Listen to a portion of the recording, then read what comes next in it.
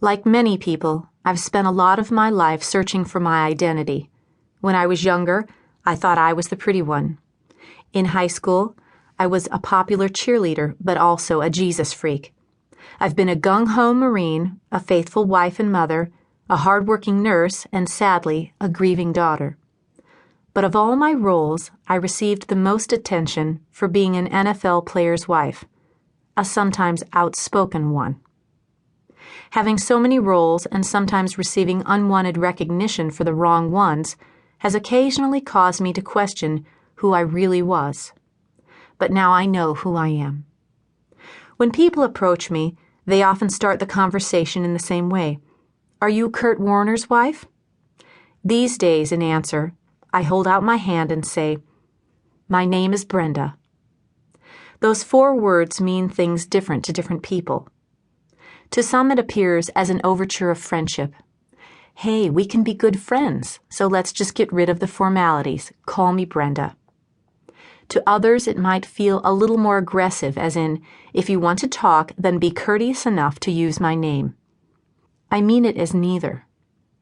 What that phrase means to me is that I've figured out who I really am, and I want people to know me for just that.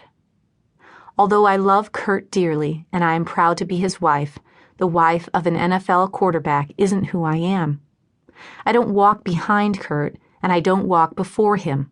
I walk alongside him. I am a former Marine. I have a nursing degree. I've lived on food stamps, and I've lived on millions of dollars.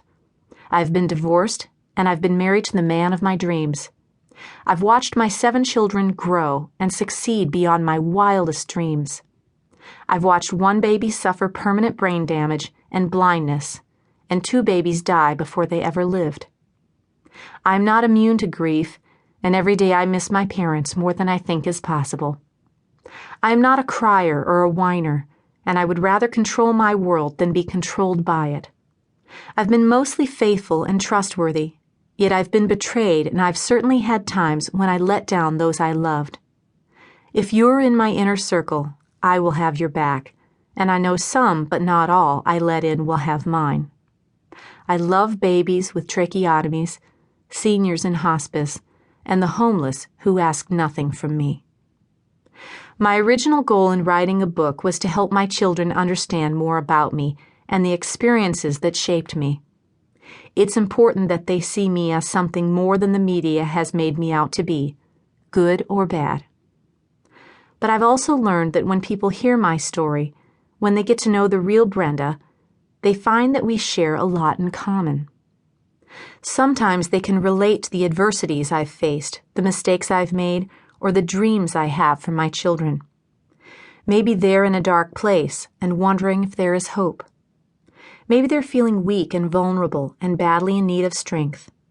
I hope my experiences will help them understand their own experiences, inspire them to take a next step, and give them strength to make the hard choices in their lives.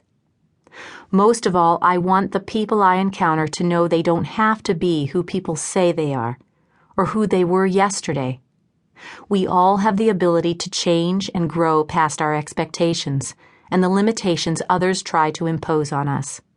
In the end, only we get to decide who we will be tomorrow.